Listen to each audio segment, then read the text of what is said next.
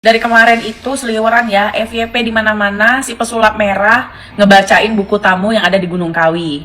Sama dia itu nunjukin foto-foto orang yang sedang berhajat atau apapun itulah namanya ya. Dan ada nggak sih kira-kira nih ya praktisi hukum yang kira-kira si pesulap merah ini ketika membuka privasi orang yang katanya mengatasnamakan kalau ini adalah tindakan tidak benar ala ta'lu ya. Bisa nggak kira-kira dia itu dipenjerong?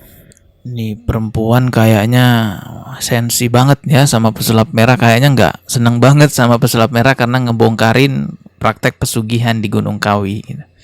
Oke, ini video satu kali lagi gue bahas si setan merah yang ngebahas Gunung Kawi ya. Banyak banget yang komentar, ini kayaknya salah satu pelaku daripada pesugihan.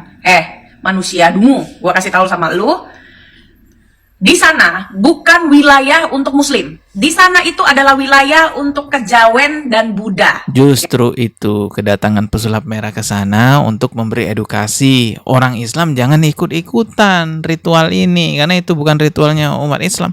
Berulang-ulang kali pesulap merah bilang itu. Dalam agama Islam hal ini dilarang gitu kan. Ya.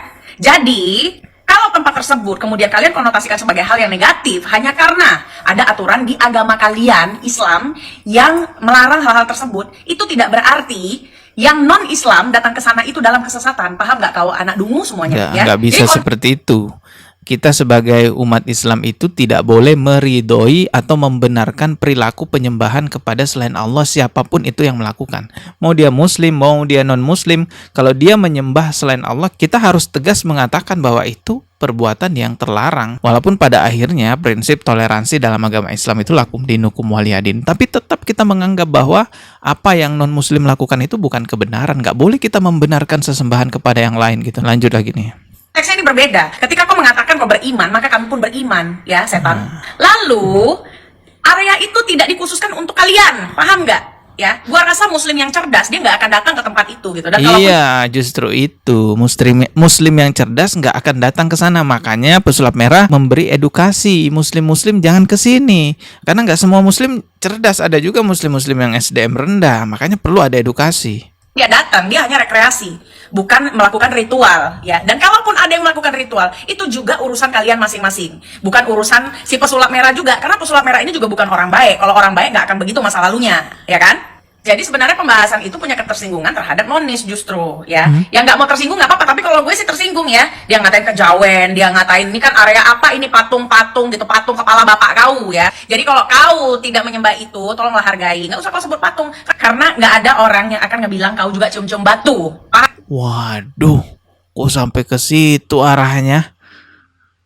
Waduh, ini membenturkan dua agama ini. Nggak usah kau sebut patung, karena nggak ada orang yang akan ngebilang kau juga cium-cium batu. Paham?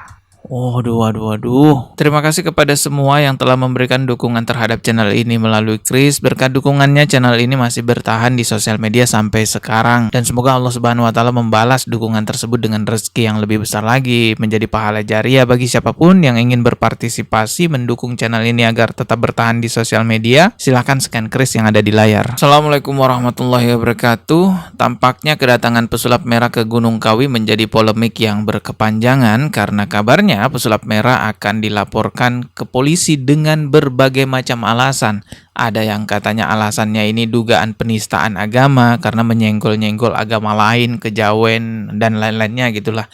Ada juga yang beralasan ini terkait menyebarluaskan privasi orang lain karena bongkar-bongkar buku tamu, ngevideoin foto-foto yang ada di sana. Katanya ini bisa masuk undang-undang ITE. Kabarnya pesulap merah ngeles ya. Ngeles apa takut ya. Jadi seolah-olah pesulap merah ini ujungnya nyalain kuncinya. Jadi prinsip hukumnya itu bukan di sana ya. Perlu saya jelaskan bahwa dalam undang-undang ITE ya terkait pasal 27 ya terkait penghinaan, pencemaran itu sudah jelas. Ya enggak? Setiap orang dan tanpa hak membuat, mendistribusikan, mentransmisikan ya video dan sejenisnya dengan tujuan untuk menghina, untuk mencemarkan itu udah jelas. Ya enggak? Bisa saja si kuncen menunjukkan, memberikan itu maksudnya untuk konsumsi pribadi, bukan untuk dipublikasikan, ya enggak? Udahlah jangan ngeles gitu loh. Anda ini terlalu merasa benar, seolah-olah mewakili masyarakat, ya. Biar dianggap dari pahlawan, nggak ada hubungan bro, ya enggak? Masalah keyakinan, masalah agama itu hak seseorang dan dilindungi oleh undang-undang. Ya, kalau Anda buat konten, buatlah konten yang benar gitu loh. Jangan merugikan orang lain, ya enggak? Anda juga belum tentu bersih, ya.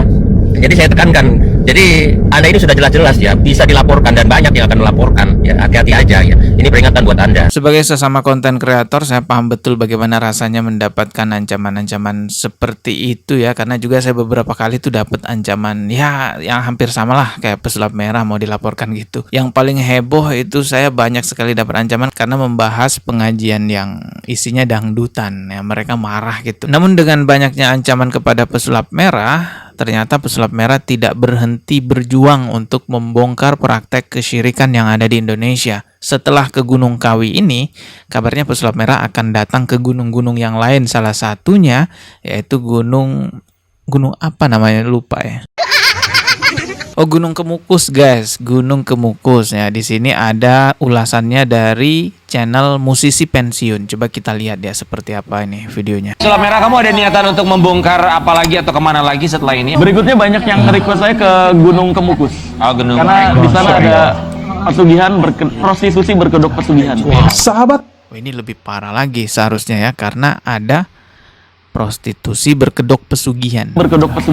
sahabatku, kita dukung pesulap merah yang akan ke Gunung Setuju. Kemukus dalam rangka roadmap to Indonesia bertauhid, mengembalikan marwah manusia di hadapan para jin. Seruan ini tentunya khusus bagi yang mengaku Islam agar tidak terjerumus kemusyrikan serta paham mana keyakinan dan agama pihak lain yang kita tidak mengusik mereka, namun pula Islam mengharamkan kaum muslimin untuk meniru-nirunya apalagi mengamalkannya. Sahabatku, keyakinan akan ritual Gunung Kemukus berakar dari mitos Pangeran Samudra dan Dewi Roro. Pangeran Samudra dan ibunya diusir oleh Prabu Wijaya dari istana karena diketahui serong. Sejak itu keduanya mengembara sampai ke daerah Gunung Kemukus. Studi itu juga menyebutkan di tempat inilah Pangeran Samudra dan ibu tirinya disangsi beramai-ramai oleh warga sekitar karena warga memergoki mereka berduaan saat akan melakukan gituan. Konon sebelum meninggal, Pangeran Samudra sempat berpesan bahwa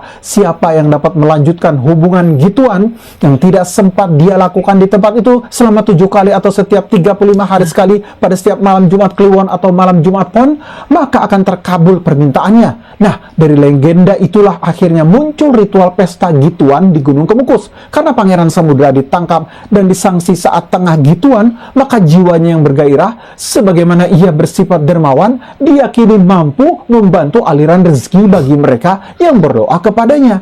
Caranya sederhana, peziarah datang ke Gunung Kemukus, kemudian berdoa di makam Pangeran Samudra dan Dewi Roro.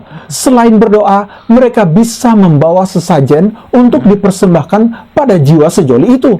Kemudian mereka mensucikan diri di mata air sakral dekat makam, lalu begituan. Aturan gituannya sih cukup sulit dan di luar nalar. Setiap 35 hari peziarah harus klimaks di gunung itu sebanyak 7 kali dengan 7 orang yang berbeda. Waduh. Larangannya juga nggak kalah aneh bin ajaib.